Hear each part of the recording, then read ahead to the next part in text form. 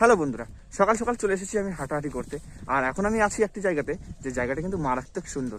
আর ঠিক এই জায়গাটা দেখে হয়তো তোমরা চিনতে পেরে গিয়েছো, এটি হচ্ছে বুলবুলচন্ডী থেকে সোলাডাঙ্গা যাওয়ার যে রাস্তাটি পড়ে সেখানে। আর এই জায়গাটি দেখো, এটা হচ্ছে বাহির মায়ের থান।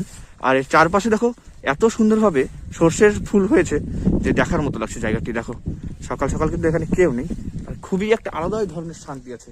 জায়গাটি আমি তোমাদেরকে এই কারণে দেখালাম, কারণ আমি আজকে হাঁটাহাঁটি করতে এসে দেখলাম যে জায়গাটি অসাধারণ সুন্দর লাগছে, কারণ এই সর্ষের ফুলের জন্য। শীতকালে জায়গাটির কিন্তু চমকটা খুবই বেড়ে যায়। তোমরা কারা কারা এই জায়গাতে আসতে পছন্দ করো নিচে কমেন্ট করে কিন্তু অবশ্যই জানিও। আর তোমরা এখানে দেখতেই পাচ্ছ মায়ের থান, এখানে একটা রয়েছে ঘন্টা, এই চারি সাইডে কিন্তু বসার জায়গা রয়েছে। সত্যি সকালবেলায় বা বিকেলবেলায় যখনই তোমরা আসো এই জায়গাতে কিন্তু বসে থাকতে খুবই মজা লাগে।